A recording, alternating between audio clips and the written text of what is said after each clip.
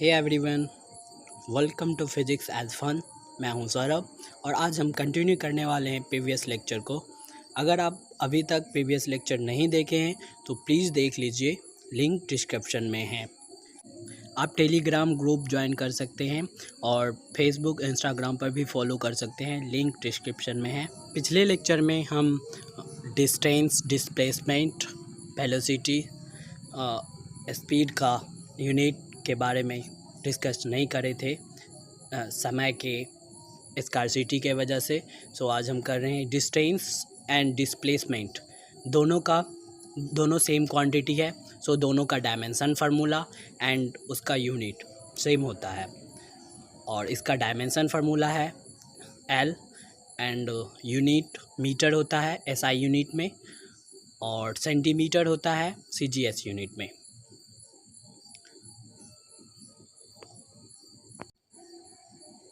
अगर आप unit and dimension का वीडियो अभी तक नहीं देखे हैं तो देख लीजिए, लिंक आपको डिस्क्रिप्शन में मिल जाएगा।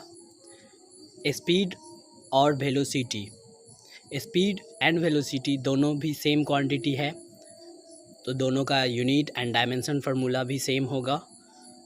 और इसका डायमेंशन फार्मूला एलटी इन्वर्स होता है एंड यूनिट इसका एसआई यूनिट मीटर पर सेकेंड होता है एंड सीजीएस यूनिट सेंटीमीटर पर सेकेंड होता है।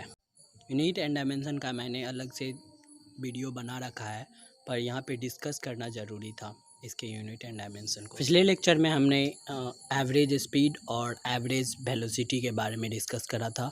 आज हम जानते हैं इंस्टेंटेनियस स्पीड के बारे में। आपने मोटर बाइक में स्पीडोमीटर लगा हुआ देखे होंगे, जिसमें एक मीटर लगा रहता है जो इंस्टेंटेनियस स्पीड को रिप्रेजेंट करता है। उसमें जो स्पीड बताता है वो इंस्टेंटेनियस होता है। इंस्टेंटेनियस का मतलब हुआ उस मोमेंट पे, उस पार्टिकुलर मोमेंट पे जो स्पीड है वो बताता है। तो आज हम इंस्टेंटेनियस स्पीड जानने से पहले इंस्टेंटेनियस वेलोसिटी के बारे में जानते हैं, ताकि फिर इंस्टेंटेनियस स्पीड के बारे में जानने में आसानी होगी। तो चलिए इसे डिफ़ाइन करते हैं। It is defined as limiting value of average speed, average velocity. अब एवरेज वेलोसिटी क्या है? Change in position by time interval. आप इसे ऐसे भी लिख सकते हैं, it is defined as limiting value of change of position with respect to time. So हम इसको लिख सकते हैं limit delta T tends to 0 delta X by delta T. Delta T tends to 0 मतलब टाइम 0 नहीं होता है, बल्कि टाइम अप्रॉक्सीमेटली 0 होता है, या ऐसे समझिए 0 से बिल्कुल नज़दीक होता है, ना कि 0। इंस्टेंटेनियस वेलोसिटी में हम एक बहुत ही स्मॉल टाइम इंटरवल में जो स्पीड, जो वेलोसिटी होता है उसे निकालते हैं। तो इंस्टेंटेनियस वेलोसिटी क्या हो गया? Change in position in very small interval of time. बहुत ही छोटा इंटरवल ऑफ टाइम में जो पोजीशन चेंज होता है वो हो गया इंस्टेंटेनियस वेलोसिटी। हम इसे D x by D T भी लिखते हैं, जहाँ पे x चेंज इन पोजीशन होता है, x जनरली पोजीशन होता है, dx हो गया चेंज इन पोजीशन। इसके लिए हम एक एग्जांपल लेते हैं। एक कार है जिसका पोजीशन कुछ इस तरह से डिफाइन है xt ग्राफ में। इसके बारे में, ग्राफ के बारे में हम आगे जानेंगे। तो इस पार्टिकुलरली मोमेंट पे जो स्पीड वेलोसिटी होगा वो होगा इंस्टेंटेनियस वेलोसिटी। अब ये भी वेलोसिटी है तो ऑब्वियसली इसके पास डायरेक्शन होगा, क्योंकि ये एक वेक्टर क्वांटिटी है। अब ये वेलोसिटी इंस्टेंटेनियस वेलोसिटी को हम सिंपली वेलोसिटी भी बोलते हैं। अगर कहीं पे वेलोसिटी लिखा है उसका मतलब हुआ इंस्टेंटेनियस वेलोसिटी। अगर एवरेज वेलोसिटी होगा तो वो वहाँ पे डिस्कस करा रहेगा एवरेज, बट अगर वेलोसिटी है तो इंस्टेंटेनियस वेलोसिटी होगा। अब है instantaneous speed. Magnitude of instantaneous velocity is known as instantaneous speed. क्योंकि वेलोसिटी के पास डायरेक्शन होता है, स्पीड के पास डायरेक्शन नहीं होता है, तो हम इंस्टेंटेनियस वेलोसिटी का मैग्नीट्यूड को इंस्टेंटेनियस स्पीड कहते हैं। सो हम लिख सकते हैं instantaneous speed equal to mod of instantaneous velocity. Mod का मतलब यहाँ पे हुआ मैग्नीट्यूड्स। अब जो हमारा टॉपिक है वो है एक्सेलरेशन।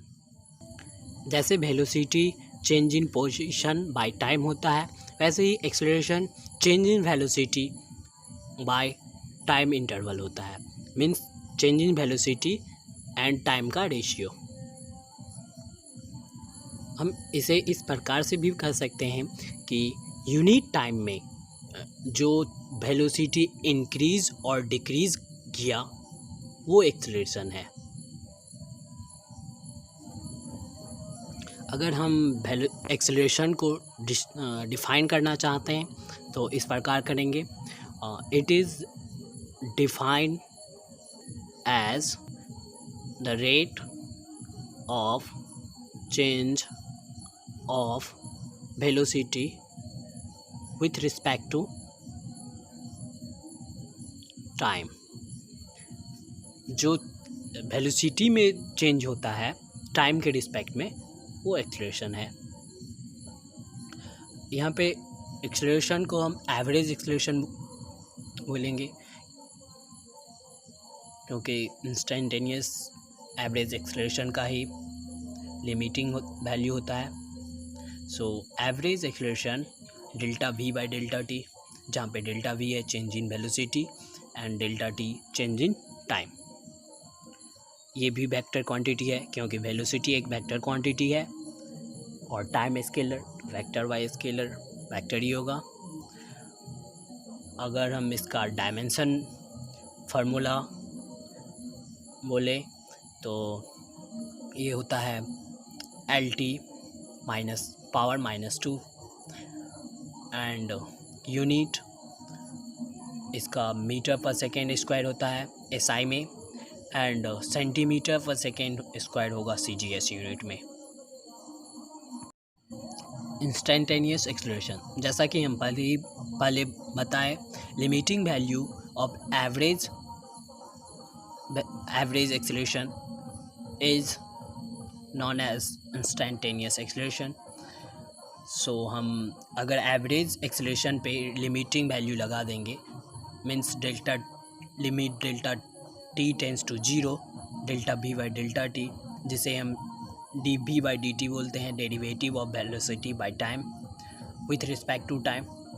और अगर हम इसे पोजीशन के टर्म में लिखें तो d square x by dt square लिखते हैं, जिसे डबल डेरिवेटिव बोलते हैं पोजीशन का विथ रिस्पेक्ट टू टाइम।